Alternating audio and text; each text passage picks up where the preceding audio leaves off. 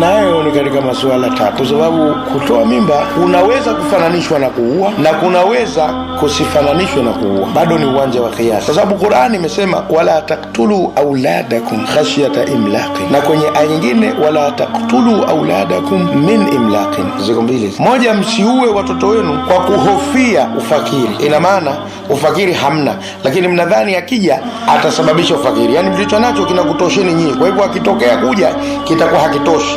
Na ile nyingine inasema min imlaqin, kutokana na umaskini mlionao mnadhani akija mtashindwa kumhudumia. Hizi aya mbili zinazungumza kitu kimoja, lakini katika vipengele viwili tofauti. Ile ya min imlaqin inazungumzia kutokana na umaskini mlionao, ulofa wenu huu usikufanyeni kuua watoto, kwamba akija atakula nini, na ile ni kwamba msiogope kwa akija atapunguza riziki. Sasa neno lilotumika pale auladakum, watoto wenu. Wazee wa zamani wakitafsiri Qur'ani neno kwa neno walikuwa wanasema wala taqtulu auladakum, na msiue vizawa vyenu. Aulada wakisema vizawa, hawasemi watoto, kwa sababu neno walad inatokana na walada yalid, lam yalid wala yulad, hakuzaa wala kuzaliwa. Kwa hivyo walad, aulad manake vizawa, vitoto ambavyo tayari vimeshazaliwa. Sasa ikiwa hivyo ndivyo, hapa tunazungumza mimba, hatuzungumzi walad. Walad ni yule ambaye kashazaliwa. Kwa hivyo wale wanaosema kutoa mimba hakuhusishwi na aya hii, hoja yao ni kwamba neno walad linazungumza aliyekwisha zaliwa, aliyemo tumboni haitwi walad, na wanatoa hoja kwamba huyu anaitwa janin, wakiwa wengi ajinna, kwa sababu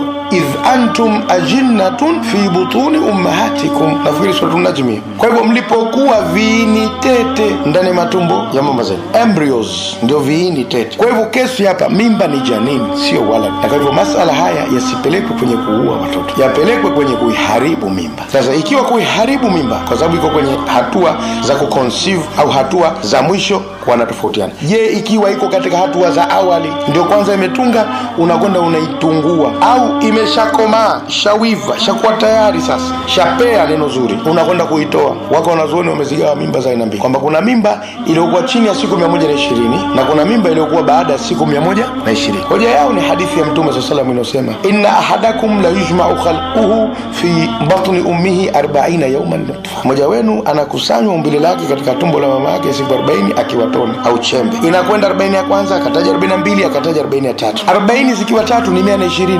120 ni miezi mingapi? Ni miezi minne. Kwa hivyo 120 ni miezi minne. Anaamrishwa malaika kumwandikia riziki yake na ajali na nini. Kwa hivyo ikiwa ni miezi minne, baada ya miezi minne atakuwa keshapangiwa mambo yake. Sasa huyu ndio kaambiwa umaru binafkhi ruhihi, kwa kumpulizia roho yake. Kwa wakasema mimba inofika miezi minne ikitolewa itakuwa kweli sasa tumetoa roho, lakini chini ya miezi minne itakuwa bado hatujatoa roho. Halafu linakuja swali vile vile, hata ikizidi miezi minne, ikiwa kwa kubaki mimba ile tumboni mama atakufa, kwa maelezo ya daktari na mtazamo wa maisha duniani unaonyesha, basi ni nafuu kutokomeza maisha ya ambaye hajaja duniani kuliko kuangamiza maisha ambaye yupo duniani. Na kwa hivyo katika hali hiyo fatwa itaruhusu kumtoa mtoto, kumuua mtoto aliyemo tumboni, kuokoa maisha ya aliyepo duniani, kwa sababu maisha yaliyopo yana thamani zaidi na uhakika kuliko yanayotarajiwa. Kwa hiyo tusiyapoteze yaliyopo kwa yanayotarajiwa, maana yanayotarajiwa nayo yanaweza asije, tukatopoteza wote wawili. Lakini ili yaliyopo kama tutampoteza anayetarajiwa kwa kubakisha yaliyopo, basi hapo itafaa, lakini kwa njia ya dharura, kwa sababu tunaokoa maisha ya huyu kwa kupoteza